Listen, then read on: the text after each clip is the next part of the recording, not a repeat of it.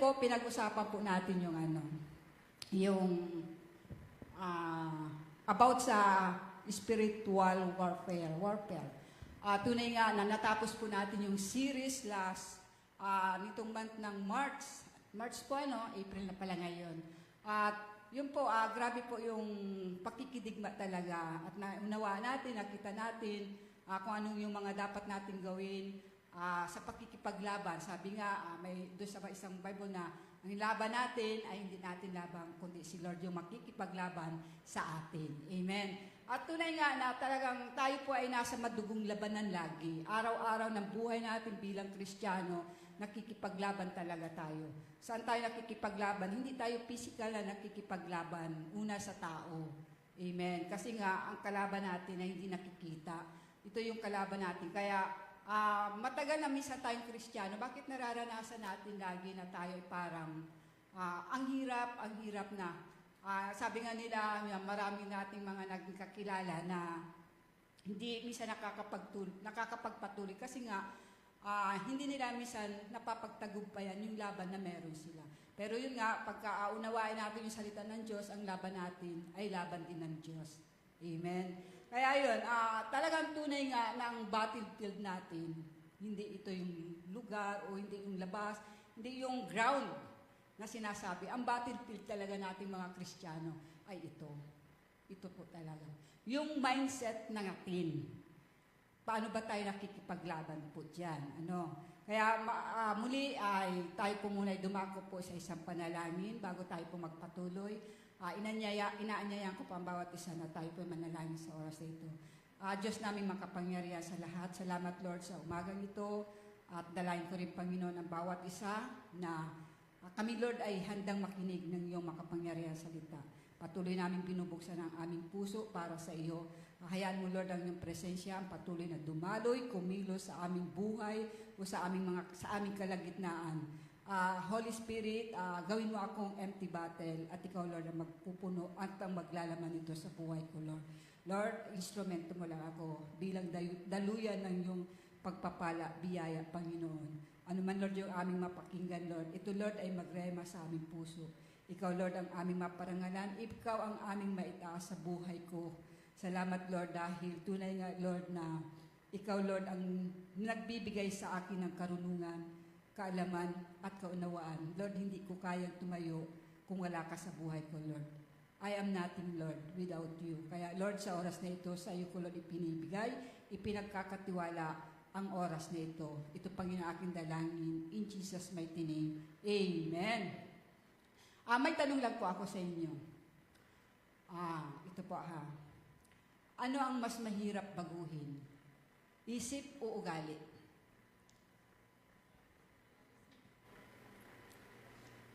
Isip. Amen. Hallelujah. Kasi kung ugali, ang isip, pag ito po ang isip natin hindi binabago, nakikita sa kilos po natin. Amen.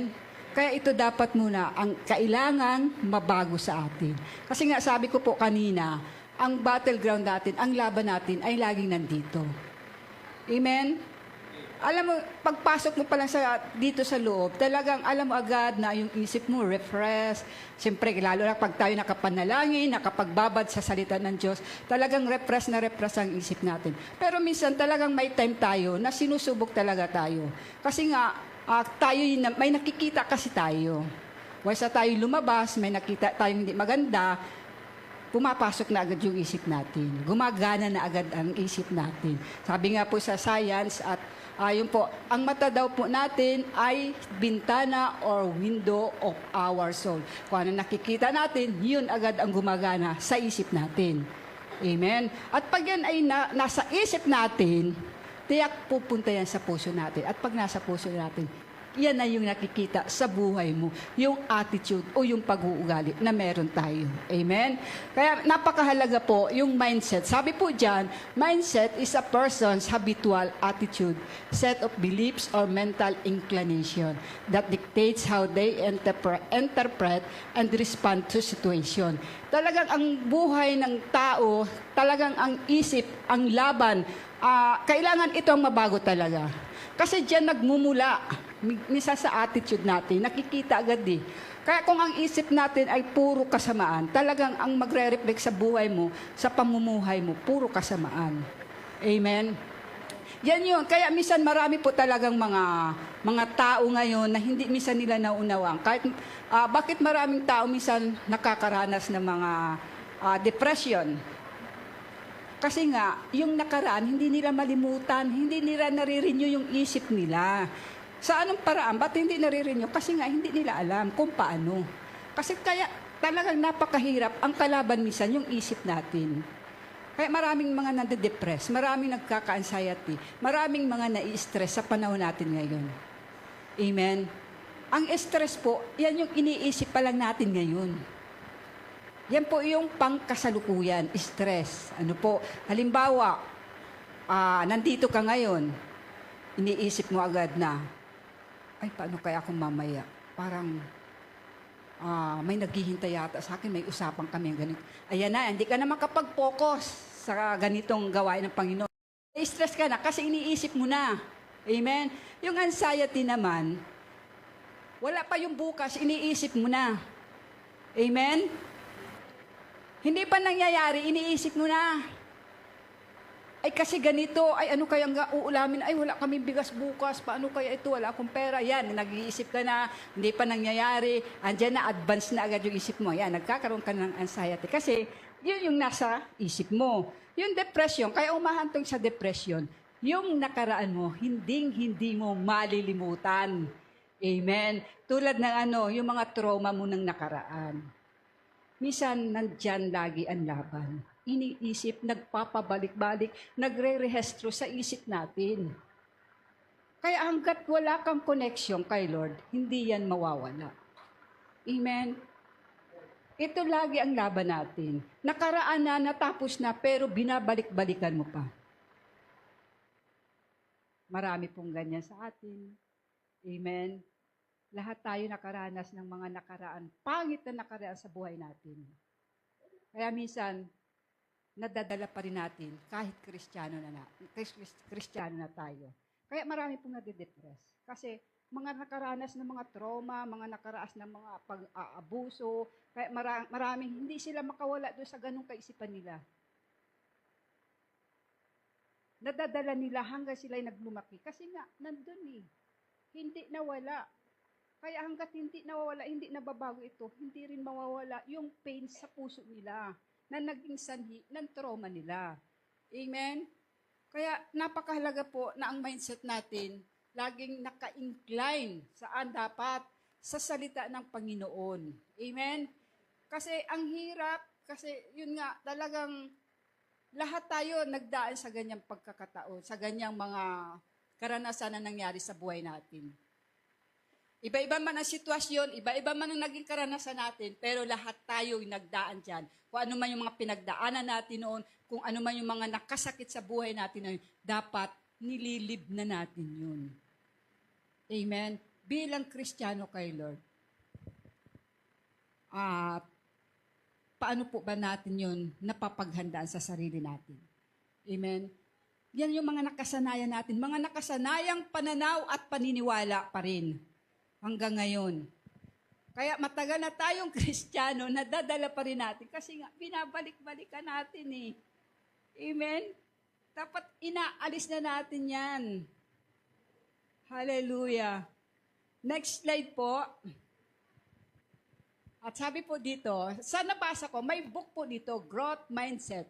Growth versus Fixed Mindset. Sabi po sa growth, simply stated is a learner's belief that their intelligence can expand and develop. Yan po yung kaisipan na lumalago. Mayroon pong dalawang uri ng mindset po. Ito daw po yung, halimbawa na gusto mo pang matuto, handa kang magpakorek, handa kang lumago, parang yung may gusto ka pang gawin na ay another step o another level ng buhay ko, kailangan matutunan ko ito. Ganyan daw po yung growth mindset. Kailangan, kahit hindi mo alam, parang willing ka pa rin alamin yung katotohanan. Parang handa ka pa rin tanggapin kahit minsan ay, ako sa ay parang, paano ko ba haharapin yung ganun? Parang, kung saan po ay handa kang harapin yung mga ganong pagkakataon about sa kung ano yung magiging sitwasyon. Ano po? Kung ano po yung magiging kahantungan po. Sabi naman po sa fixed mindset is a learner's belief that their intelligence is a fixed, immutable trait. Yun yung nakasanayan na kahit bigyan mo ng advice, sarado ang isip. Kahit turuan mo, parang ayaw niyang matuto. Amen? Ang katwiran ay ito yung nakasanayan ko na, ito na ako eh. Ano magagawa mo? Yan po yung mga fixed mindset. Ayaw nilang alamin, ayaw nilang mag-level up sa sarili nila. Na dapat, may matututunan pa sila, na dapat lumago sila. Kasi nga, ayaw nila. Yun yung kanilang nakasanayang buhay. Mali yung mga pananaw lagi. Mali yung mga paniniwala lagi. Yun po yung fixed mindset na sinasabi ko niya. At kahit may pwede pang i-develop sa buhay niya, ayaw pa rin niyang tanggapin yun. Kasi nga, mahina ako eh. O, yun na yung nakasanayan na niya. Mahina ako, ikaw na lang. O, may mga ganyan pong mga kaisipan minsan ng tao. Ano po? Kaya, yan po, tanong ko lang, saan kayo dyan? Nasa growth kayo o nasa fix? Amen. Kailangan piliin natin yung growth. Ito pa po. Sabi po sa growth versus fixed mindset. Growth mindset, rule 1, focus on learning. Amen. Tayo mga Kristiyano, nagpo-focus lagi tayo sa pag-aaral ng salita ng Panginoon. Amen. Sabi sa fixed mindset, rule, focus on looking talented and smart. Ganyan ang kaisipan ng nakapix lang ang isip. Parang nakaano lang siya na, ako, alam ko na, matalino ako, kaya ko na ito, basta dito na lang ako. Yun yung paninindigan niya. Ito yun, ayaw ko na mag-aral kasi alam ko na yan eh. Ba't pa ako mag-aaral? Napag-aralan ko na yan eh. Ba't ko pa pag-aralan at pagdadaanan? Ganyan po yung fixed mindset. Sabi naman po sa rule 2, hard work leads to improvement. Ganyan yung mga growth mindset na handa pa siyang matuto, handa pa siyang matutunan yung ibang bagay. Amen. Kahit alam na niya, natutunan niya, parang gusto pa ulit niyang dagdagan. Gusto pa ulit niya mag-aral. Ganyan po. Sa role 2 naman ng fixed mindset, success should be effortless. Parang yung kanyang pagiging successful, parang kailangan paghihirapan niya. Ito yung gagawin ko. Ito para, yung alam mo po, yung parang people pleaser siya. Yung ganun. Gagawin niya yung isang bagay, pero ang appreciation na sa kanya. Ganyan po yung fixed mindset. Sa role 3, learn from mistakes and face challenges. Yan. Alam natin na ganyan, lagi tayo pag growth mindset. Natututo tayo sa mga mali natin. Amen. At sa mga maling bagay na yun, doon tayo na-challenge. Parang lagi natin gusto natin na, kailangan, okay lang yan. Lesson and learn naman, doon naman ako natututo. Lagi nga sabi ni Brother Jonathan sa preaching niya na pag hindi tayo nagkamali, hindi talaga tayo matututo. Nagiging challenge sa atin. Yan yung growth na, okay lang yan. At least, may natutunan ako. Yun po yun sa growth. Sa role 3 naman, hide mistakes and avoid challenges. Pag nagkapali, hindi niya aminin na mali siya. Amen. Sabi, hindi ako nagkamali. Masyado siyang kung saan bagay, nandun na yung pride niya. Hindi, alam ko na kasi yun. Hindi ako nagkakamali. Basta, ina-avoid niya yung mga paghamon kapag may mga mag-advise sa kanya. Hindi, ano ko na yan, ganito, gamay ko na yan, alam ko na yan, alam ko, magkamali man ako, pero ganun talaga. Ganyan yung ng fixed mindset. Kaya, minsan, sa mga ganitong pagkakataon, lagi natin pipiliin, dito tayo sa growth mindset. Kasi, bakit? Kasi ito yung makakatulong sa iyo para lumago ka. Amen. Ito rin yung makakatulong sa iyo para higit mong makilala at mabago yung ating pananaw. Huwag natin pipiliin yung fixed mindset. Amen? Next po. Sabi po dito, for my thoughts, sabi po sa Isaiah 55:8-9. Kasi nga, dun sa pinagpilian natin sa growth at saka sa fix, talagang andun po yung laging challenge. Sabi ko nga, nung ginagawa ko ito, Lord, ako ba ay fix or growth? Sabi ko, pero Lord, aminado naman ako sa sarili ko na minsan may mga lapses ako, may mga challenge sa buhay ko, may mga weaknesses ako. Pero Lord, nagpapakorek ako at gusto ko pa pong matuto. Pero sabi nga dito, for my thoughts are not your thoughts, neither are your ways my ways, declares the Lord, as the heavens are higher than the earth, so are my ways higher than your ways and my thoughts than your thoughts. Amen. Hindi natin kaya yung karunungan at kaalaman ng Diyos. Limitado lang yung kaalaman at kaparaanan ng tao. Higit na mas mataas ang Panginoon, alam niya at nalalaman niya kung ano yung makakabuti sa atin. Amen?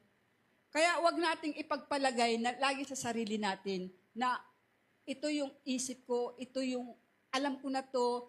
Kasi talagang may mga decision minsan sa buhay natin na akala natin mabuti, pero yun pala, hindi kalooban ng Panginoon.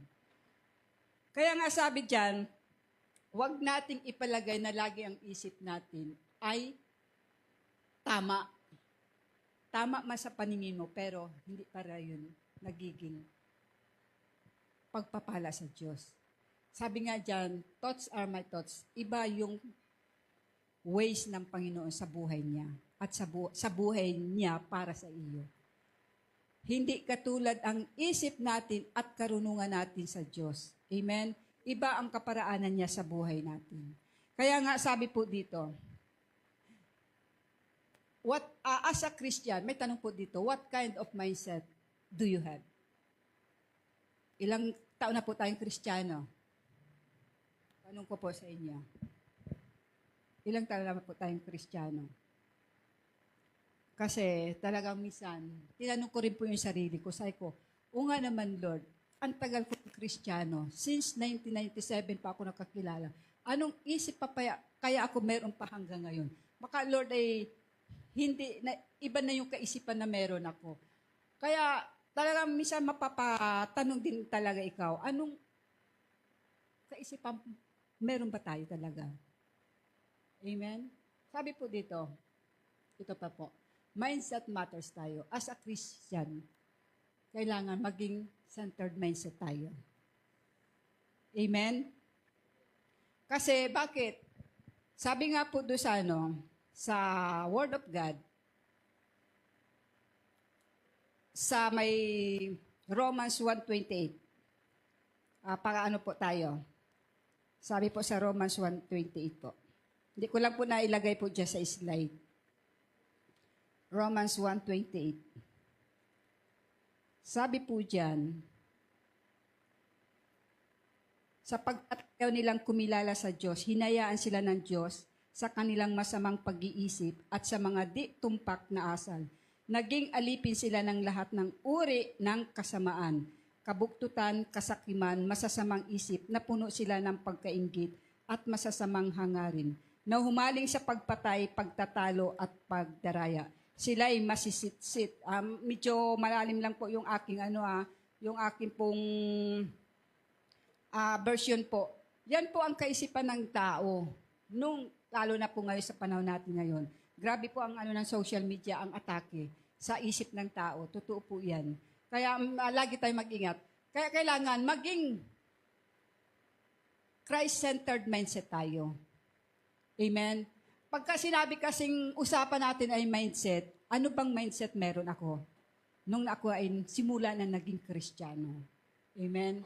Sabi po dito, ito po, sa Philippians 2:8, naway magkaroon kayo ng kaisipan na tulad ng kay Kristo Jesus.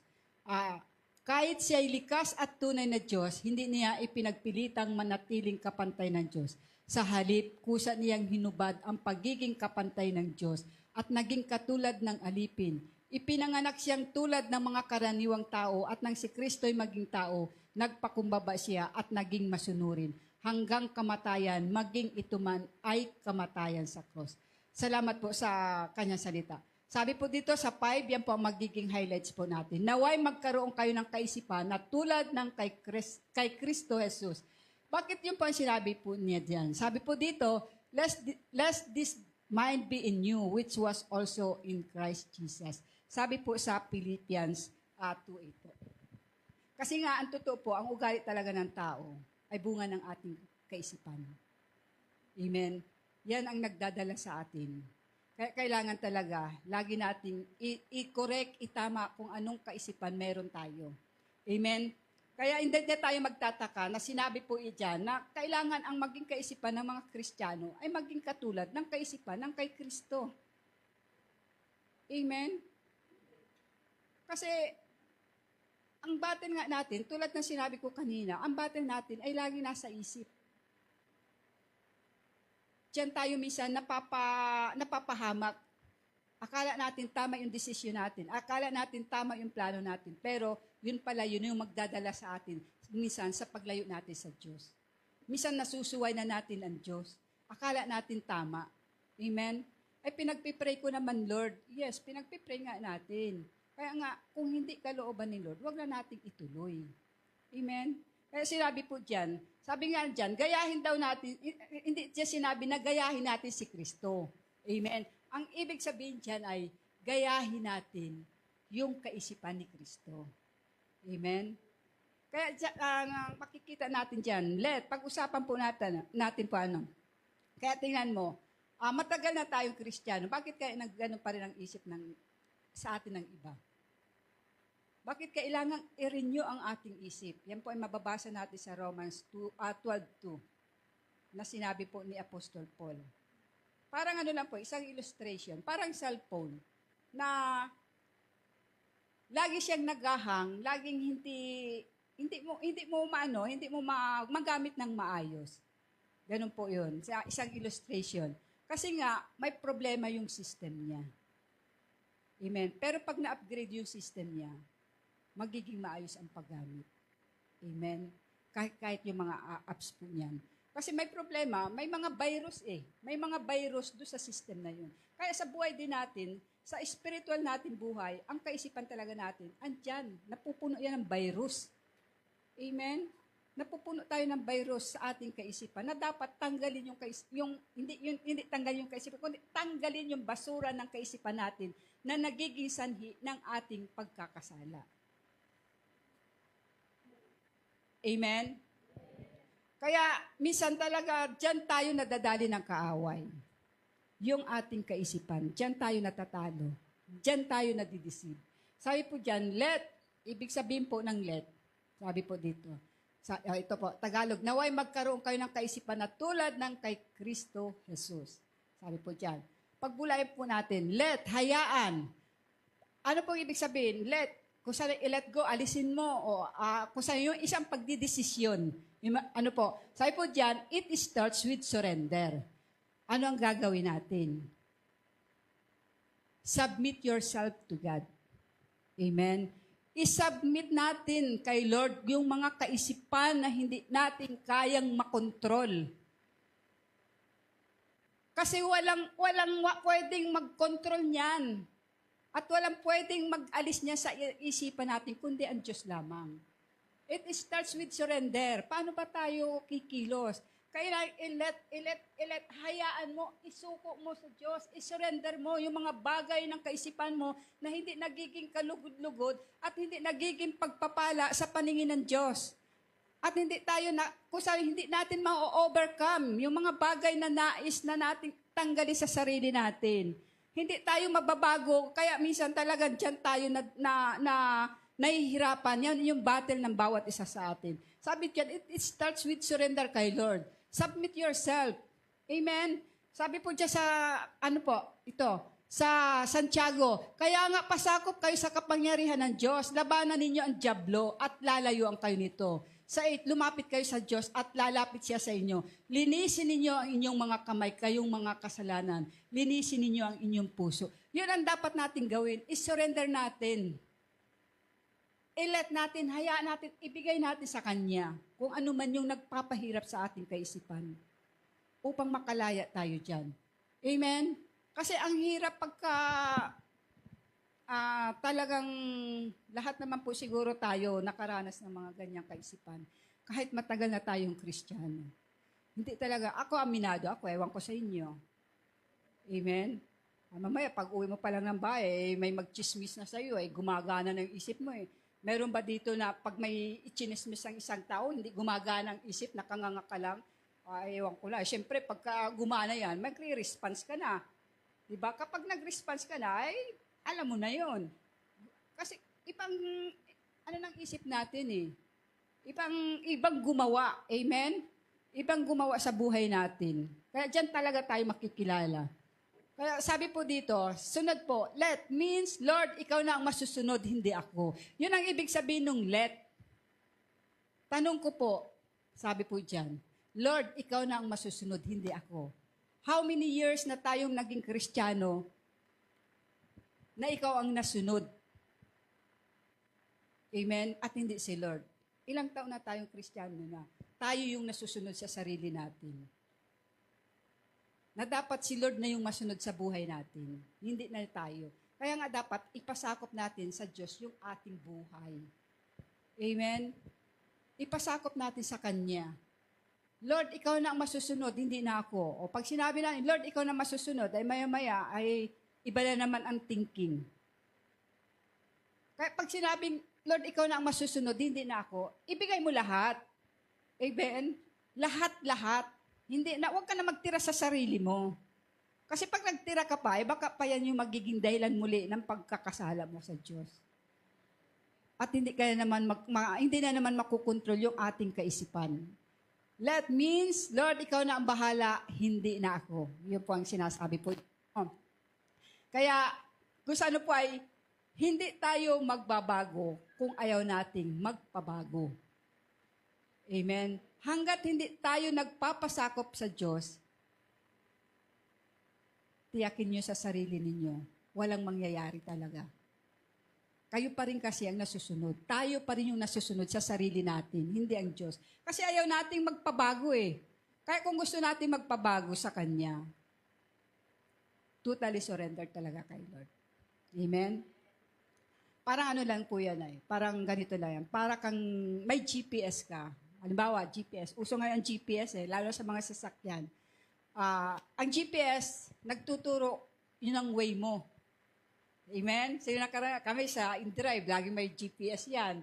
O ituturo ko saan, nakaano na yun, nakapin na sa kanya. O ma'am, doon tayo, sige. Pagka mali ang itinuro ng GPS, anong mangyayari doon sa sinakyan mo? Naliligaw na. Amen? Kung saan na nagdadadaan. Hanggang sa matrap na ng traffic. O, hindi ikaw nalit na. Lalo na kung ikaw nagmamadali. O, hanap ng daan. O, di naligaw ka na. Naligaw na rin yung ano. Ganyan din sa buhay natin. Amen? Pagka hindi tayo nagpasakop kay Lord, tiyak ang buhay mo, maliligaw. Kaya kailangan natin magpasakop talaga tayo sa Kanya. Kaya ang isip natin, hindi maliligaw. Kailangan maitama, nasa tamang pag-iisip tayo, katulad ng kay Kristo. Kasi pagka ganun po, at ang sinusunod pa rin natin, yung kagustuhan natin, hindi maitatama at hindi maiayos yung kaisipan na meron tayo. Ganun pa rin yung thinking natin, na born again lang tayo. Amen? Pero yung isip ba natin, na born again ba talaga? Proseso kasi po yan. Amen? Malamang yung spirit na ibinigay sa iyo ni Lord, born again ka na, new creation ka na eh. Pero ito, kailangan proseso talaga. Amen? Paunti-unti, hindi naman sinabing alisin agad. Paunti-unti, inaano yan ni Lord, tinatanggal, inaayos ni Lord yung kaisipan na meron tayo. Diyan talaga ang battle natin. Ito, lalo na pag tayo nakaranas ng broken-hearted. Amen? Binabalik-balikan pa natin yung mga nakaraan na. Minsan kasi ang sarap balikan yung nakaraan. Amen? Pero yung paralel, ang magiging dahilan ng paglayo mo sa Diyos. Kasi binalikan mo yung nakaraan mo. Amen? Kaya dapat move on na tayo. Pag tayo nag-move on, kailangan si Kristo na yung nasa tama nating pag-iisip. Iniwan ka man ng lahat, okay lang. Basta si Lord, hindi ka niya iniwan. Yun po ang maganda doon. Kaya ano ba dapat i-let go natin? Baka may pride pang natitira sa iyo. Amen? Kailangan i-surrender mo yan kay Lord. Baka meron pa. Amen? Baka may mga, may mga pain na naginawa nung nakaraan. Ibigay natin sa Diyos yan. Kasi ang hirap talaga yung pag nakaranas ka ng sakit, nasaktan ka talaga ng todo, mahirap talagang i-let go.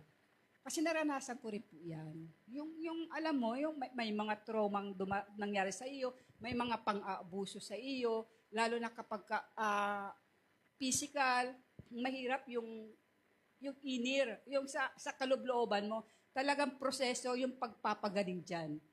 Kaya dapat talaga ibigay lagi natin sa Diyos.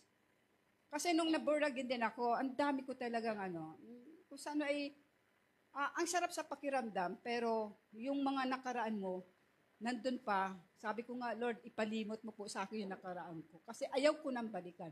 Pero sabi ko naman kay Lord, pero wag naman Lord yung parang may amnesia na ako ha. Baka mamaya makalimutan ko na yung mga kapatiran ko. Yung nakaraan ng Lord ang ipalimot mo sa akin. Kasi ayaw kong balikan yung nakaraan ng mga pangit. Kasi yan Lord ang magiging dahilan muli na ako ay kung saan ay may hadlang. Hindi ka makakilo sa buhay ko. Amen. Yung plano mo hindi ko yung plano mo sa buhay ko baka hindi ko magawa. Kasi nga may black naka-black. Kaya kung may sasabuhay natin, baka yung pride natin, nandiyan pa. Isuko natin kay Lord. Yung galit, yung kimkim, bigay natin kay Lord. Isuko natin yan. I-let go na natin yan. Amen? I-let go na natin. Kasi pag hindi mo yan ni-let go, siya pa rin ang magkokontrol sa buhay mo. Siya pa rin ang magkokontrol ng isip mo. Hayan na naman, nandiyan na naman yung kapatid ko na niloko ako, ganito na naman, nagkautang lang ako. Hindi, kasi nga, hindi mo pa isinusuko, hindi mo pa ibinibigay totally surrendered kay Lord. Kung gusto talaga natin na tayo magkaroon ng kaisipan ng katulad ni Kristo, magsimula tayo sa panimula. Ipasakop natin ang ating buhay, ang ating isip sa Diyos. Amen? Kaya niyang si Lord ang kailangan mag-control sa isip natin. Hindi kung ano-ano ang magkocontrol sa atin. Amen? Kaya napakahirap po talaga na minsan tayo yung may control sa isip natin. Minsan kasi pagka tayo ang may control kung sa ano-ano na pong napapag-isipan natin, kaya kung ano-ano na rin yung nagagawa natin. Kaya minsan mali na yung mga desisyon natin sa buhay. Kasi nga, tayo yung may control. Pero pag si Lord ang may control niyan, tiyak yung buhay mo ay mapapaayos at mapapaganda. Amen? Kaya yun po, sumunod, lagi natin sundin si Lord sa buhay natin. Next po, this mind. Ibig po sabihin ng this mind, think like Christ. Ano ba ang isip ni Kristo? Yan ang magandang tanong. Think this mind. Sabi po doon sa sinabi po dito sa sa ating ating context po, nasabi po dito, let nawala na po yung aking Let this mind be in you, which was also in Christ Jesus. Naway magkaroon tayo ng kaisipan ng katulad ni Kristo. This mind, think like Christ. Ano po ba yung kaisipan na katulad ni Kristo? Ano bang isip meron ang Panginoong Yesus natin? Amen? Ito na po. Sabi po dyan, hindi ko po yata nailagay. Sorry po. Sabi po dyan, ang kaisipan na meron daw po ang ating Panginoong Yesus, na sinasabi po sa hindi ko po nailagay, sorry po. Sabi po dyan ay humility. Humility po. Pagpapakumbaba. Yan ang isip na meron ang Lord. Amen? Bakit? Una, kasi, bagamat siya ay Diyos, hinubad niya ang kanyang pagka-Diyos. Amen? Yung kababaang loob ni Kristo ang makikita sa atin. Ang makikita natin sa Kanya.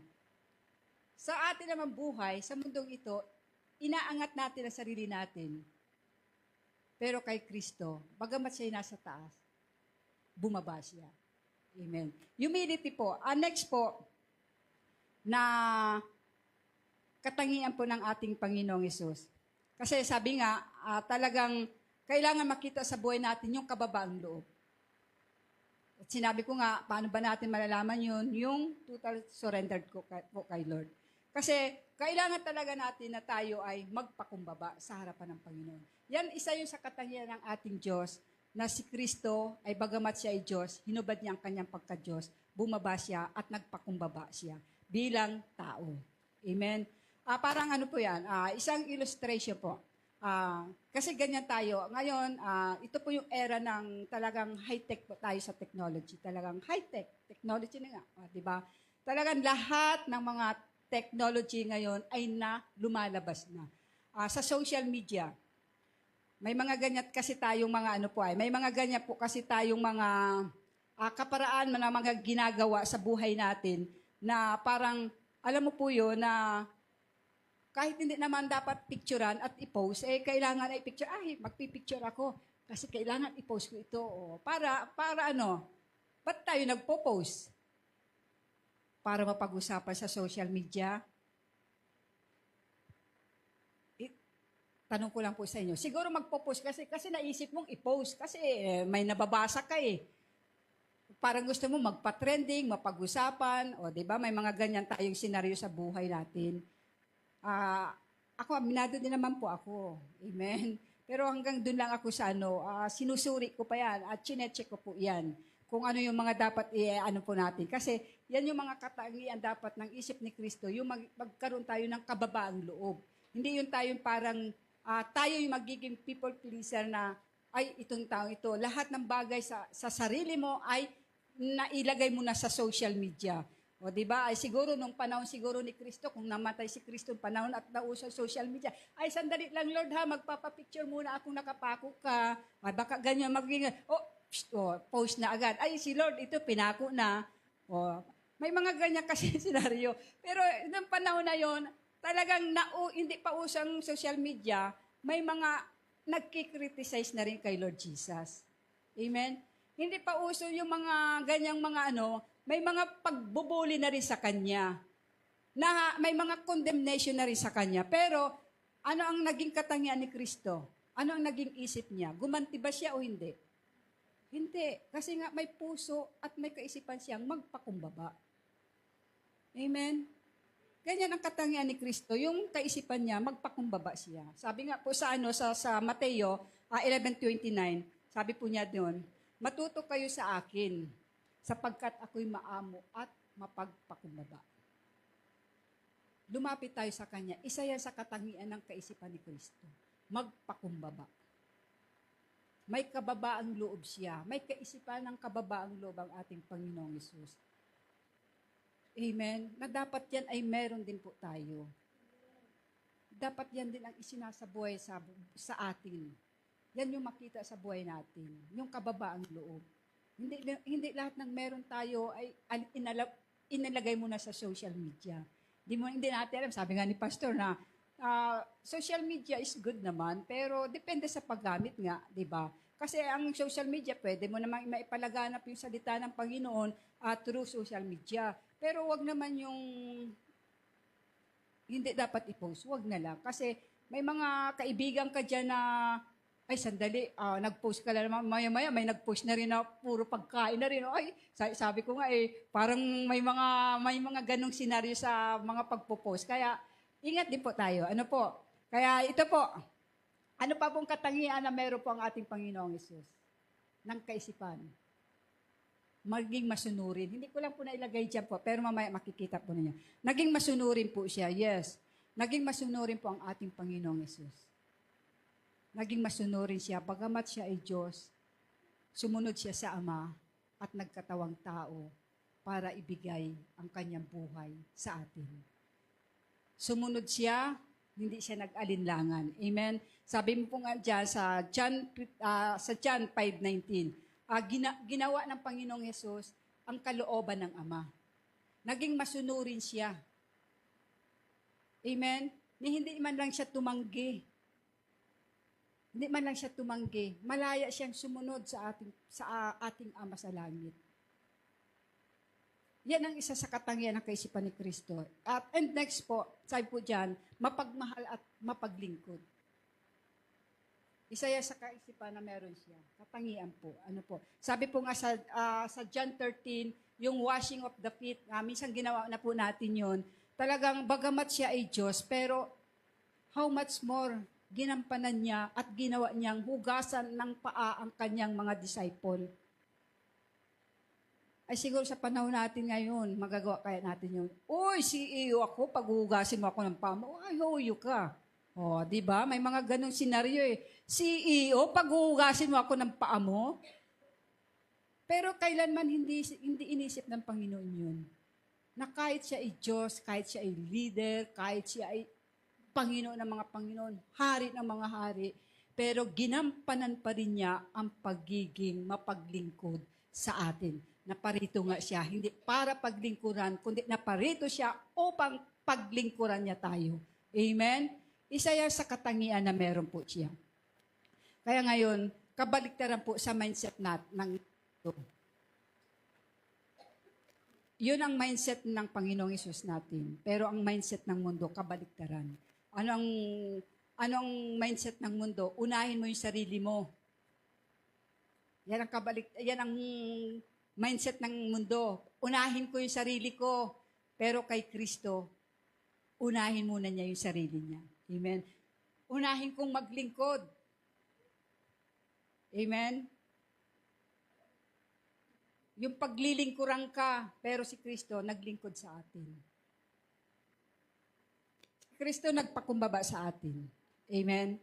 Kaya, wag nating hahayaan na dapat tayo yung masunod. Dapat ang isip lagi natin ay katulad ng kaisipan ng ating Panginoong Hesus.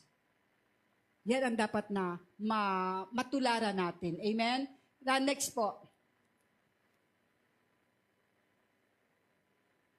Sabi po dito, be in you from head to start.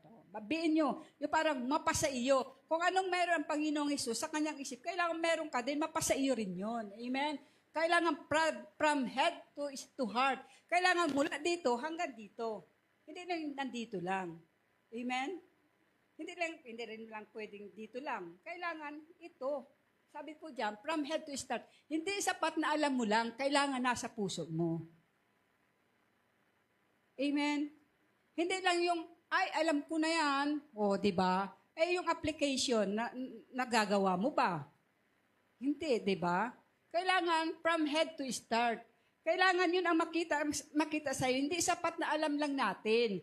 Kundi kailangan talaga maranasan natin. Amen? Sabi nga po sa Galatia, sabi po dyan, nakalagay po dyan, balik po tayo. Sabi po dyan, Christ lives in me.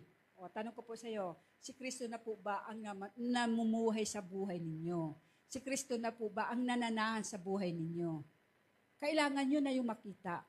Kasi nga, nasa inyo na ang Panginoong Hesus. Kailangan yung kaisipan na meron siya, mapa sa inyo rin, mapa sa atin din. Kaya sinabi diyan, be in you from head to heart. Christ lives in me. Kaya sabi po sa Galatians, basahin po natin, ako ipinakong kasama ni Kristo at hindi na ako ang nabubuhay, kundi si Kristo ang nabubuhay sa akin. Wala na yung dating tayo. Wala na yung dating kaisipan na meron tayo. Kailangan ng kaisipan na ni Kristo ang manghari, ang mangyari sa buhay natin. Sabi po dyan, at ang buhay na ikinabubuhay ko ngayon sa laman ay ikinabubuhay ko sa pamamagitan ng pananampalataya sa anak ng Diyos sa akin na nagmahal, nagbigay ng kanyang sarili dahil sa akin. Yun po ang ibig sabihin ng be and you. Kailangan nagmamanifest na si Kristo sa iyo. Nagmamanifest na yung kaisipan ni Kristo sa iyo. Hindi na yung kaisipan mo ang nasusunod. Amen? Ay, minsan may ganyan pa tayo. Hindi ko naman po inaano. May mga ganyan pa tayong mga bagay na nagagawa. Kung sa ano po, hindi na dapat ako ang nabubuhay sa sarili ko. Dapat ang nabubuhay na sa sarili ko ay ang Panginoong Hesus. Kasi nga, ipinako na niyang kasama yung dating tayo. Yung dating kaisipan na meron tayo. Yung dating mabugnutin, magkagalitin, nawala na yan. Yung dating mapanghusga sa kapwa, nawala na yan.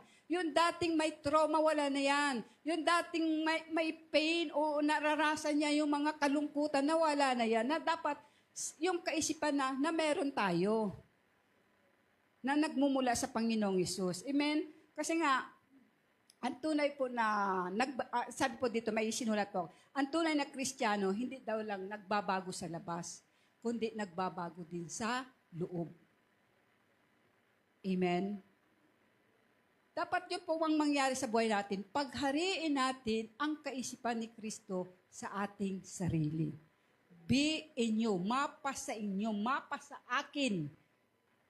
Dapat yung ganong kaisipan na meron ang Panginoong Hesus. Amen? At sabi po dyan, na ano po yata, paano daw yun mangyayari, yung ganong kaisipan? Sabi po, may ano tayo kanina, kanta yung, babad sa iyong salita. Amen.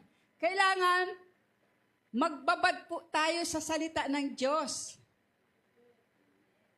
Kung gusto natin magkaroon at mapasa atin yung ganong kaisipan ni Kristo. Kung si Kristo ang nabubuhay na sa iyo, dapat babad ka sa salita ng Diyos. Pangalawa, dapat babad ka rin sa panalangin. Amen? Ay minsan babad tayo sa social media. Oh, hallelujah. Hallelujah. Talaga naman pong hindi ko sinabing kayo Ako talaga, minsan tinatamaan po eh. Talagang babad tayo sa panalangin. Kasi ang mahirap gumalaw kapag tayo ay hindi nakakapanalangin. Tapos hindi pa tayo nakakapagbasa ng salita ng Diyos, ay awan ko lamang kung anong buhay meron ka sa isang araw. At pag nakita mo, magiging mainitin na ang ulo mo. Tama? Ay nasaan ang kaisipan ni Kristo sa buhay mo? Yung kabaang loob, pagiging masunurin, mapagmahal, nawala na. Kailangan yun ang mangyari sa atin. Kung gusto natin mabago ang isip natin, palitan ang laman ng isip mo. Ganun lang po kasimple. Kung gusto mo mabago ang isip mo, palitan ang laman ng isip mo. Ano ba ang laman yan? ML. Hallelujah. Ano ba ang laman yan? Pornography, YouTube. Amen? Hindi ko po criticize yun. Kasi nga, pinagdaanan ko rin po yun. Nahirapan din po talaga ako. Pero yun, by the grace of God, na-overcome ko yun. Amen? Kaya maging balance lang kayo sa paggamit ng social media. Lahat ay nasa social media na. Ang chismis nga, digital na rin eh. Amen? Digital na ngayon ang chismis. Kaya dapat mag-ingat tayo. Ang paninirampuri, digital na rin. Wala na ngayon yung sabi mo, anak ko, ewan ko lamang. Lahat yan digital na. Wala na tayong maitatago sa sarili natin pagdating sa social media. Magtira para sa sarili mo. Hindi lahat ng private life mo ay naka-social media. Amen? Magtira ka para sa sarili mo. Kasi nga, hindi lahat yan ay maa-appreciate ka. Lahat yan may mga panghusga pa sa iyo. Pag nahusgahan ka, mababas ka pa, madidepress ka pa. Amen? Kung kaya mong tanggapin yung mga bashing ng mga tao, okay lang. Kaya ito, isip natin, tanggalin yung mga dapat tanggalin. Yung mga basura. Yan ang nagpapahirap sa iyo. Bakit hindi ka makalaya sa paglaro ng ML? Kasi nga siya na yung may control ng isip mo. Pinanatili mo na. Hindi mo na kayang gawin. Hindi mo na kayang. Pag nakita mo lang yung katabi mo, uy, ML, sandali, pupunta lang ako sa sulok, mag-ML din ako. Tanong ko po sa mahilig mag-ML, anong nakukuha niyo sa pag-ML?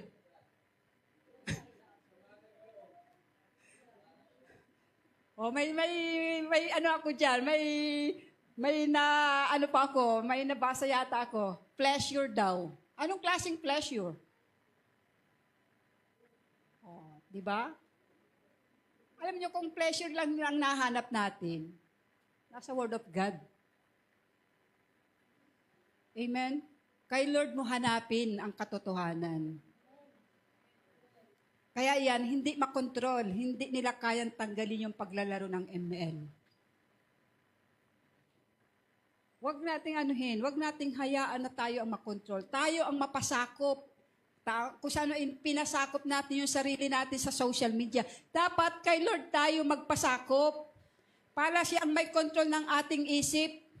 Kahit anong gawin natin sa buong maghapon, mag-social media ka man, ay sandali lang, parang hindi na maganda yung nababasa ko, dyan ka na muna cellphone, magbabasa lang ako ng Word of God, o pag nagbasa ka ng Word of God, nakalimutan mo nang basahin ulit yon. Amen? Kaya ganun po lang kasimple po yun. Kung gusto mo magbago, palitan mo yun naman ang isip mo. Anong ipapalit? Ay siyempre, yung mga godly mindset ang ilagay mo. Lagi tayong magbasa ng salita ng Panginoon. Amen. Next po, sabi po dito, ito po. Which was also, ano po yun? Yung nasyaring sa Tagalog. Medyo malalim po kasi nasyaring. Ang hirap mag-translate ng malalim. Kasi King James po to eh. Yung nilagay ko po dyan, King James po yan. Which was also nasyaring. Ibig sabihin po, follow the pattern. Kailangan ay sumunod tayo, tularan natin yung halimbawa. So ngayon, tanong ko po, sino ba ang nagiging halimbawa sa buhay ninyo? Sino po? Kailangan si Lord. Si Lord Jesus ang maging ating modelo. Halimbawa siya bilang halimbawa. Sabi po dito, ibinigay ng Diyos ang Panginoong Yesus bilang ating halimbawa. Basahin po muna natin. Ang pagtitiis ng hirap ay bahagi ng pagkatawag sa inyo ng Diyos. Sapagkat nang si Kristo ay magtiis para sa inyo, nag-iwan siya sa inyo ng isang halimbawa na dapat ninyong lubos na tularan. Sabi po doon, halimbawa, kailangan tularan. Ano ba yung kailangang tularan kay Kristo? Yung kaisipan na meron siya. Amen? Hindi yung minsan kasi talagang pagdating kasi sa pagtulad, hindi naman yung talagang tutularan mong siya. Kundi tularan mo yung mga katangian na meron ang ating Panginoong Hesus. Sabi ko nga, yung pagiging kababaang loob niya, yung pagiging masunurin niya sa Ama, yung mapagmahal niyang anak sa paglilingkod. At ganun din po, yung pagiging mapanalanginin niya, yan ang dapat tularan natin. Isang halimbawa po ang ating Panginoong Hesus na tayo po ay mapapagtagumpayan natin yung kaisipan na meron tayo. Siya yung sundin natin. Ay, minsan kasi iba yung sinusunod natin eh. Amen.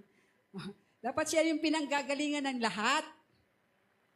Siya yung panggagalingan natin ng lahat.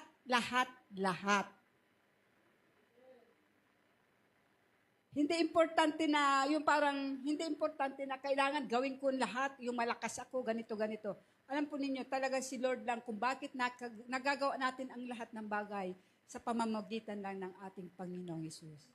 Diba? I can do all things through Christ who strengthens us. Siya lang yung nakakagawa sa atin. Kasi hindi natin kayang gawin ang lahat kung wala si Kristo. At bilang halimbawa natin si Kristo, yun ang dapat nating tularan. Yun ang dapat nating lakaran. Yun ang dapat nating manahin. Yung kaisipan na meron siya. Amen? Doon lang tayo mag-focus. Sabi po nga dito sa John, ayun po, nabanggit ko na po. Kasi nga, si Kristo hindi lang tagapagligtas. Amen? Siya rin po ay modelo ng ating buhay bilang Kristiyano. Kapag tama yung modelo natin, ano ang mangyayari sa buhay mo? Di ba nagiging tama din? Pagka mali yung tinutularan mo, magiging mali din yung pamumuhay mo. Pero kung si Kristo yung tinutularan natin bilang halimbawa na ibinigay sa atin ng Diyos Ama, magiging maayos ang ating buhay. Ang pamumuhay natin magiging maganda. At paganda pa ng paganda. Amen? Next po. Sabi po dyan, in Christ Jesus. Pag sinabi in Christ Jesus, sabi po dyan, stay connected tayo kay Lord. manatili tayo sa Kanya. Kasi sabi diyan, without me, you can do nothing. Pagka wala si Kristo, wala tayong magagawa. Kaya dapat stay connected tayo. Sabi sa John 15:5, na kung tayo hiwalay sa Kanya, wala tayong magagawa. Amen? Sabi po diyan, ako ang puno ng ubas at kayo ang sanga, ang nananatili sa akin at ako sa Kanya ang siyang nagbubunga ng sagana, sapagkat wala kayong magagawa kung kayo'y hiwalay sa akin. Totoo po yan, wala tayong magagawa kapag wala si Kristo sa buhay natin. Kasi nga tayo yung nasusunod. Walang pagbabago sa buhay natin kung wala si Kristo. Hindi mapapaayos ang buhay natin kapag wala si Kristo. Kaya ang tanging source lang ng buhay natin ay nagmumula sa ating Panginoong Jesus. Yan ang sinabi niya, ako ang puno ng ubas, kayo ang sanga. Ang nananatili sa akin at ako sa Kanya ay siyang nagbubunga ng sagana. Sa palagay ninyo, connected tayo kay Lord. Nagbubunga ba kayo? Hindi. Nagbubunga tayo. Amen?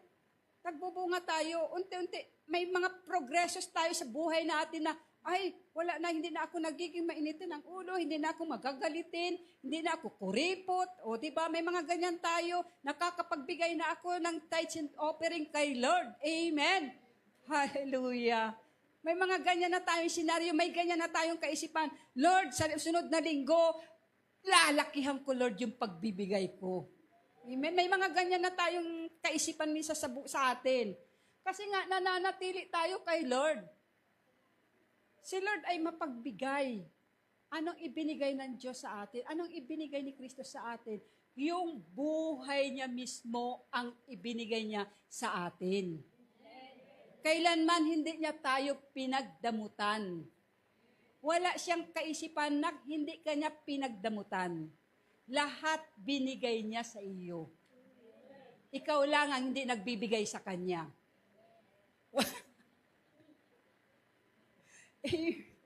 Hallelujah. Kaya minsan may ganyan tayong kaisipan. Panatilihin natin at manatili tayo na tayo'y nakakonect sa Kanya.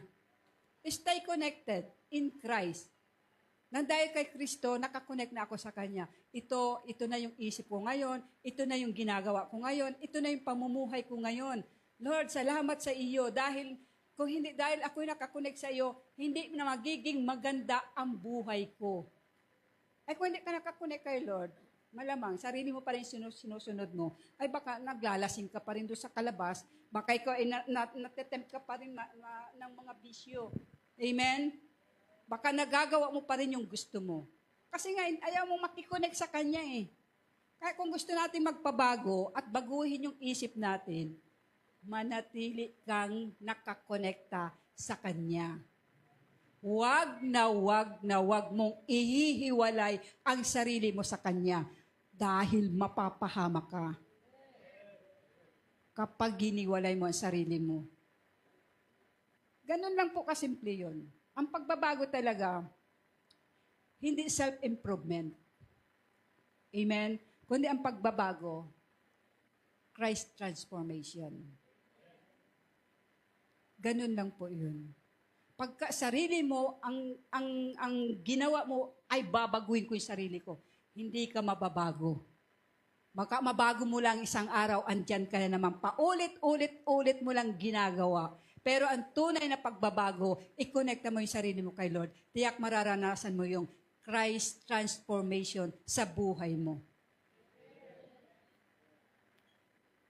Dahil kay Kristo, sabi ko nga dyan, nagkaroon tayo, nilikha niya tayong bagong nilalang. Bago na tayo dahil kay Kristo. Amen? Dahil kay Kristo, nagkaroon tayo ng bagong identity. Hindi man nabago yung mukha ko, pero yung bagong espiritu, meron ako. Amen? Dahil kay Kristo, may bagong buhay tayo. Tama? At dahil kay Kristo, naging tagumpay tayo. Amen? Palakpakan po natin si Lord. Yan po yun.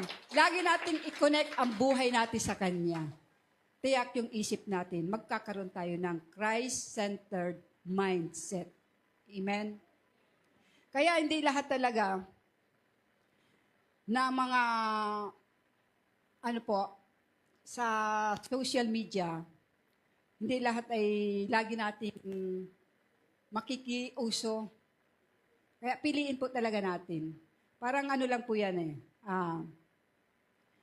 Pag ikaw'y nakakonect kay Lord, may isang illustration ako. Alam po niyo yung sponge. Pag ang sponge ay binabad mo sa maruming tubig, ano ang lalabas niya pag piniga mo? Marumi pa rin. Pero pag binabad mo yan sa malinis na tubig, anong lalabas pag piniga mo? Malinis. Tanong, saan ninyo binababad ang isip ninyo? Amen?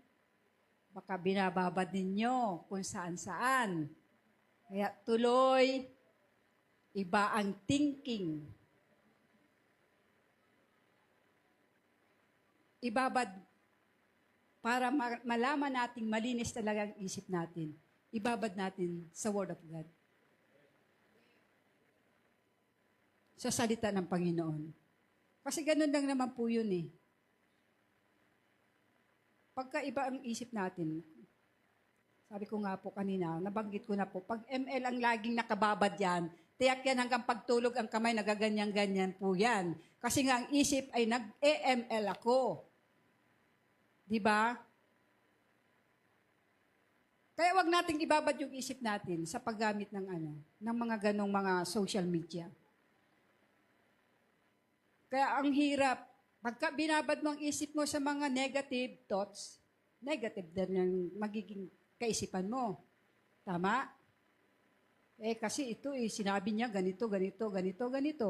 O, di ba? Hindi kasi ako pinautang. Hayaan mo, next time, lalapit ka din at hindi rin kita pauutangin. O, iba na ang thinking. Kasi nga, binababad niya sa kung saan-saan. Amen? Hindi na makapag-isip ng maayos, ng para kay Lord. Binababad niya sa mga maruruming kaisipan. Andyan lahat sa social media. Ang mga marurumi na dapat.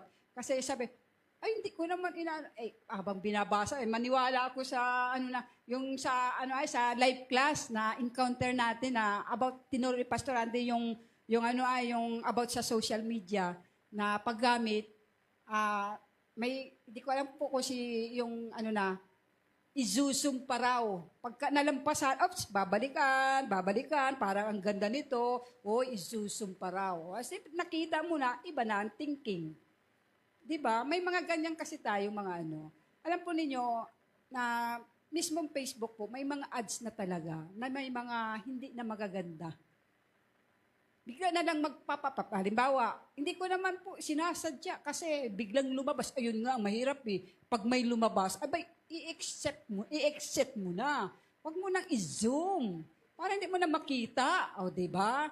Kaya yan, magbasa tayo lagi ng Bible para mawala yung desire natin sa paggamit ng sobra sa social media. Basa lang tayo ng basa. Manalangin lang tayo. Sabihin natin kay Lord, Lord, alisin mo yung desire ko. Alisin mo yung desire ko sa paggamit ng sobra sa social media.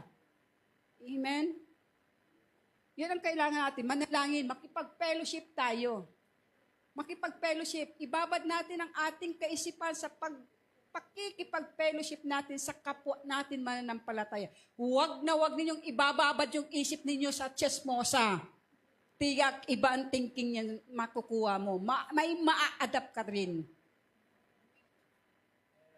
Kasi ang hirap pagka ganyan, ang hanapin ninyo yung mga kapatiran na malalalim kay Lord. Ibahagi natin, mag-sharing, fellowship. Kasi yun nga, hindi tayo magkakaroon ng Christ mindset hanggat hindi natin kasama ang ating Panginoong Yesus araw-araw. At yan isa pamamagitan lang natin ng pagbabasa at pananalangin. Pakikipag-fellowship. Amen? Kaya minsan talagang, sabi nga, madaling kasing sundan kapag tayo ay may mga napapanood sa social media. Andyan lahat parang po yan pagka hindi ka gagana, kung saan po ano ko lang po ha, sa isang cellphone. Ang isang cellphone, pagka walang battery, hindi yan gagana. Tama po. Pero pag yan ay meron, at na-charge mo, gagana na yan. Parang ganun din sa buhay natin. Without Christ, we are nothing. Si Lord ang nagpapagana ng buhay natin. Si Lord ang nagpapagana ng tamang kaisipan natin. Kaya lagi nating i-connect yung buhay natin sa Kanya. Amen? Kaya, huwag nating hayaan. Sabi ko nga dito, ikaw, halimbawa, ikay manalamin ka sa isang basag na salamin. Ano ang makikita mo? Mananalamin ka sa isang basag na salamin. Ano ang kita mo sa sarili mo? Basag din yung mukha mo. Tabingi. Yung distorted, yung hindi mo alam kung saan ka magano, parang na-distort yung mukha mo. Parang ganun ang mo. Kasi nga, ganun din. Pangit yung reflection nating nakikita doon sa basag na salamin. Amen? Kaya nga, may mali, di ba? Mali yung pagkakita mo doon sa kita mo doon sa salamin. Kapag ang tingin natin sa sarili natin, ay, amen, nandiyan pa po ba kayo? Sa isang salamin na basag, pagka mali po talaga ang tingin natin, talagang mali. Amen? Ganon din pang isip natin. Kailangan basagin. Amen? Basagin ang salamin. Amen?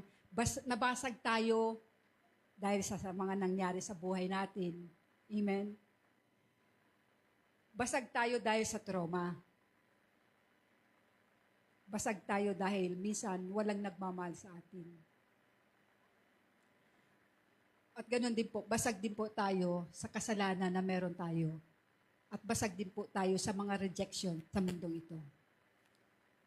Kaya kung mali ang tingin mo sa sarili mo, mali din ang tingin natin sa iba. Amen? At ganoon din po, nagiging mali din ang tingin natin sa Diyos. Kaya dapat, ipaayos natin yung buhay natin sa ating Panginoong Hesus. Huwag nating hayaan na tayo po ay nakahiwalay sa Kanya. Si Lord ang mag-aayos ng buhay natin. I-restore niya yung kaisipan na meron tayo na hindi natin kayang baguhin. Amen? Kaya nga sabi po diyan, sabi po diyan sa Roma 1:28, dahil ayaw nilang kilalanin ang Diyos, hinayaan sila ng Diyos sa masasamang pag-iisip at sa mga gawaing kasuklam-suklam. Ganyan na po minsan ang kalakaran ng mundong ito. Nasa masamang pag-iisip na po ang mundo. Lahat talagang kahit saan, iba na po ang kaisipan ng mundong ito. Kaya dapat maging matibay po lang tayo sa Kanya. Sabi po dito, what is the mind of Christ? Sabi po dyan, humility, sacrifice, obedience, love that serve. Yan po yung inano ko po kanina. Yan po yung katangian na meron po ang ating Panginoong Hesus. Yung kaisipan na meron po siya. Ang text po, sabi po dyan, balik po ako dito sa ano po atin, context. Naway magkaroon kayo ng kaisipan na tulad ng kay Kristo Jesus. Kahit siya'y likas at tunay na Diyos, hindi niya ipinagpilitang manatiling kapantay ng Diyos. Sa halip, kusa niyang hinubad ang pagiging kapantay ng Diyos at naging katulad ng alipin. Ipinanganak siyang tulad ng mga karaniwang tao at nang si Kristo'y maging tao, nagpakumbaba siya at naging masunurin hanggang kamatayan. Maging ito man ay kamatayan sa cross. Amen. Alam po ninyo, itong verse na ito rin po ay context sa humility ng ano po itong talata na ito. Sabi po diyan, a Christ-centered mindset, humility. Nagpakumbaba po ang ating Panginoong Hesus. Bagamat po ay siya'y Diyos, hinubad niya ang pagiging Diyos niya. Sa anong paraan? Para tayo'y abutin niya. Ano ang purpose po niya? Para po tayo ay iligtas niya sa ating mga kasalanan. Humility po, yan po yung kababaang loob na meron po ang ating Panginoong Hesus. Hindi niya inisip kung yung pagiging Diyos niya. Kundi bumaba siya sa langit. Nagkusa siyang bumaba sa langit para lang abutin niya tayo. Amen? At sabi po diyan, sacrifice. Binigay niya yung buhay niya para sa iyo at para sa akin. Isinakripisyo niya yung kanyang sarili para tayo'y mapalaya sa lahat ng ating mga kasalanan. Para ikaw ay maligtas, bigyan ka ng buhay, bagong kaisipan, bagong identity, at bagong nilalang dahil sa pagiging pagsasakripisyo niya. Amen? Ipinako siya sa cross dahil sa iyo, dahil sa akin. Nasugatan siya, binugbog siya dahil sa pagsasakripisyo niya para sa atin. And next po, sabi po dyan, obedience. Walang kareklamo-reklamo ang ating Panginoong Hesus nang ibinigay niya ang kanyang buhay para sa atin. Sabi nga po sa salita ng Panginoon na ang panalangin niya sa Gethsemane, Ama, hangga't maaari, alisin mo sa akin ang paghihirap na ito. Pero Lord, ang kalooban mo, Ama, ang mangyari, wag ang kalooban ko. Yun po ay sabi po dyan, obedience. Ni walang pagrereklamo ang ginawa ng ating Panginoong Hesus para sa atin. Ganyan ang isip niya. Sumunod lang siya, nakapokus siya sa iyo, nakapokus siya sa akin. Kailangan, kahit ako'y bagamat Diyos, magpapakumbaba ako, mamumuhay ako bilang tao, mamumuhay ako bilang alipin at paglilingkuran ko ang tao, aabutin ko sila kung ano man para sa kaligtasan nila. Ganun po ang kaisipan ng ating Panginoong Hesus. Ama, ibibigay ko ang sarili ko para sa kanila, para mapalaya lang sila sa lahat ng kanilang kasalanan. Para sila ay magkaroon ng kaligtasan. Yung pagiging masunurin, ito po talaga yung wala siyang pagrereklamo sa atin. Na hindi nga niya sinabi na sinaktan na ninyo ako, binugbog na ninyo ako, halos luray-lurayin, sirain na ninyo yung katawan ko, pero never siyang nagreklamo. Amen? Para siyang hayop na talagang inano siya. Katatapos na ng Holy Week. Amen? Ang daming mga nagdiriwang. Pero hindi nila ito nauunawaan, hindi nila isinasabuhay kung ano yung ginampanan, ginawa ng Panginoong Hesus, kung ano yung Christ mindset na meron siya para sa atin. Ginawa niya yan para sa atin. Obedience. And then, love that serves. Amen? Nagmahal siya at naglingkod para sa atin. Siya na yung nagmahal, siya pa yung nahatulan. Saan ka naman makakakita nun? Walang hindi man lang siya oy, ako'y Diyos, bakit ako maglilingkod sa iyo? Dapat ako ang paglingkuran mo. Hindi ganun ang ginawa niya. Minahal pa rin niya tayo kahit makasalanan. Siya pa rin, ang kaisipan pa rin ng Panginoong Hesus. Kahit siya'y nabayubay sa cross, ikaw at ako ang nasa isip niya. Bakit? Naghihirap siya sa cross ng panahon na yun. Ikaw pa rin ang nasa isip niya. Ganon ang kaisipan niya na meron siya na dapat manahin natin. Sabi niya, Ama, patawarin mo sila dahil hindi nila alam ang kanilang ginagawa. Siya ang nahatulan para sa atin. Anong isip meron po ang Panginoong Hesus ng time na yon? Kapabaang loob. Ikaw pa rin ang inisip niya para magkaroon ka ng kaligtasan. Amen? Kaya huwag nating hayaan na sirain ng kaaway ang buhay natin. Huwag nating hayaan na ang isip natin ang magiging dahilan ng paglayo natin sa Kanya. Siya hindi lumayo sa atin. Kaya nga, bumaba siya Bumaba siya sa taas. Hindi naman siya umakyat siya after nung resurrection. Inabot niya tayo para yung kaisipan na meron siya, mapa sa iyo. Amen? Magkaroon ka ng Christ-centered mindset. Yan ang meron ng ating Panginoong Hesus. Humility, sacrifice, obedience, love that serves. Kahit siya'y naghihirap na sa cross, ikaw pa rin ang nasa isip niya. Kahit maraming rejection, ikaw pa rin ang nasa isip niya. Kahit pinahiya na siya, ikaw pa rin ang nasa isip niya. Amen? Inalipusta na siya ng isang magnanakaw. O sige, kung tunay kang anak ng Diyos, ligtas mo yung sarili po. Pero never siyang nag-isip na siya'y gumante. Kayang-kaya naman niyang gantihan yun eh. Kayang-kaya naman niyang gumawa ng himala para bumaba sa krus. Pero hindi niya yung ginawa. Kasi nga ang kaisipan niya, mapalaya ka, maligtas ka sa kapahamakan. Yan ang kaisipan na meron ang ating Panginoong Hesus. Christ mindset. Kailangan ikaw ang kailangan niya. Amen. Tularan natin siya. Kaya sa buhay natin, sabi nga dito sa Romans 12:2, sa buhay natin mga Kristiyano, kailangan ito lagi natin tandaan, yung tagubilin ni Pablo sa atin. Do not conform to the pattern of this world, but be transformed by the renewing of your mind. Then you will be able to test and approve what God's will is His good, blessing, and perfect will. Hindi natin makayang maging perfecto, agad-agad. Pero sa biyaya ng Panginoon, magagawa natin kasi si Kristo nananahan na sa buhay mo. Dahil si Kristo, nakakonect ka sa Kanya. Magagawa natin yan.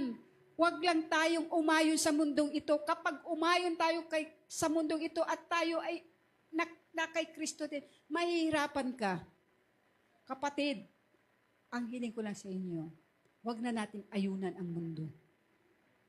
Kung gusto mo mapaganda ang kaisipan na meron tayo, kung gusto mo ng kaisipan na meron ang Panginoong Hesus, umiwas ka sa pakikipag-ayon sa sanlibutan ito. Kailangan mabago ka totally ni Lord. Renewing of your mind.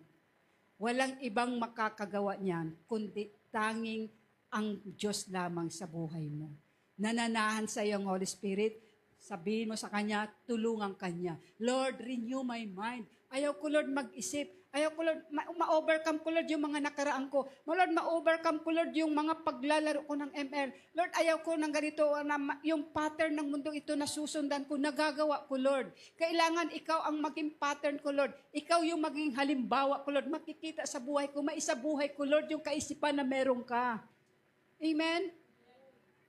Hindi agad-agad natin, perfect agad. Di ba yan? At least may progreso. Unti-unti may nababago sa isip mo. Kapag nabago ang isip mo, tiyak magre-reflect sa pagkatao mo at pag-uugali mo na ikaw ay may kaisipan na ng ating Panginoong Hesus.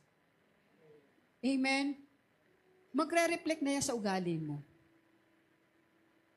Kung dati ikaw ay madaldal, kaunting pagkakamali lang sa bahay, ay hindi mo na magagawang magiging mainitin ang ulo mo.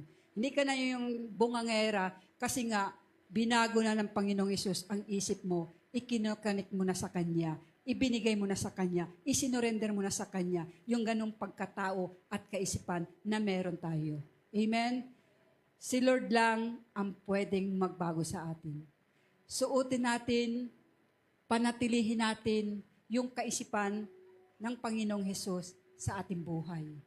Christ mindset. Amen? Yun lang ang kailangan nating panghawakan. Maging konektado tayo kay Lord. I-connect lagi natin yung sarili natin.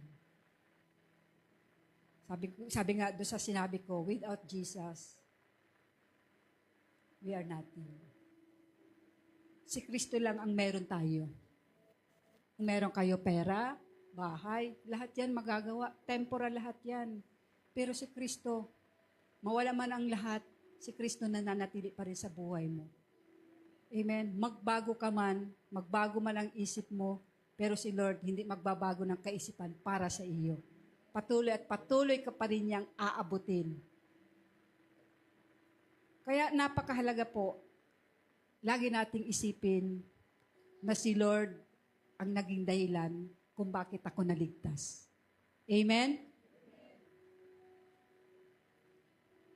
Kaya, tanong ko po sa inyo, sino yung humuhubog ng inyong isip? Amen. Hallelujah. Yung iba po, baka ang mundo pa. Sino may control ng isip ninyo? Si Lord o ang mundo? Amen. Kaya kung gusto mong magkaroon ng magandang isip, yung kaisipan na nagmumula sa Diyos, kailangan si Lord ang laging manatili sa buhay natin. Amen? Kaya salamat po sa Panginoon dahil ang Diyos, sabi nga, ang Diyos ang laging nagbibigay sa atin ng tunay na karunungan, kaalaman, at kaunawaan. Renewing of your mind. Hindi naman dyan sinabi na tularan natin si Kristo. Kundi kailangan, mabago talaga tayo. Renew. I-renew natin yung ating isip. Amen? Kaya pag tayo ay hanggat hindi natin inaayon yung ating sarili sa ating Panginoong Hesus, hindi marirenew ang ating buhay. Hindi marirenew ang ating isip. Walang transformation kapag hindi natin inayon yung ating sarili sa ating Panginoong Hesus. Kaya kailangan tanggalin na natin yung pagkikipag-ayon natin sa mundong ito. Dahil ang mundong ito ay corrupted. Mayroong corrupted mindset po ang mundong ito. Wala na po, talagang andito po sa mundo. Rejected mindset, andito po sa mundo. Kaya manatili tayo lagi sa Diyos. Amen? Palakpakan po natin siya. Sige po, ang lahat po ay magsitayo at tayo po ay, inaanyayan ko po yung worship team na awitin po yung kantang Dakila Ka po. Hallelujah. Salamat po, Lord. Thank you, Jesus. Thank you, Panginoon. Hallelujah. Hallelujah. Sige po, habang inaawit po natin yung awiting ito, patuloy natin isuko po sa Panginoon ang ating kaisipan. Hayaan mo na ang Diyos ang magre-renew niyan. Kung may mga nakaraan pa dyan, ibigay mo kay Lord. Pasakop ka sa Kanya. I-let go mo na yan, kapatid. Baka yan yung nagpapahirap sa iyo. Kung bakit minsan may mga kaisipan tayong may mga kaisipan pa tayo na nakaraan. Ibigay natin kung may mga sakit o may mga tao, may dala-dala tayong pain, isuko natin yan kay Lord. Yung pride natin, isuko natin yan kay Lord. Siya ang mag-aayos ng buhay natin. Siya ang mag-aayos ng isip natin. Tularan natin siya sa kaisipan na meron ng ating Panginoong Hesus. Hallelujah.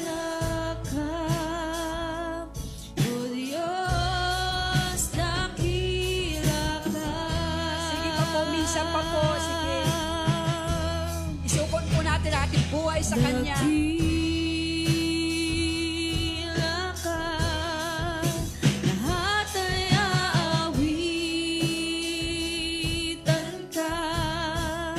Pagkat dakila ka, O Diyos, dakila ka.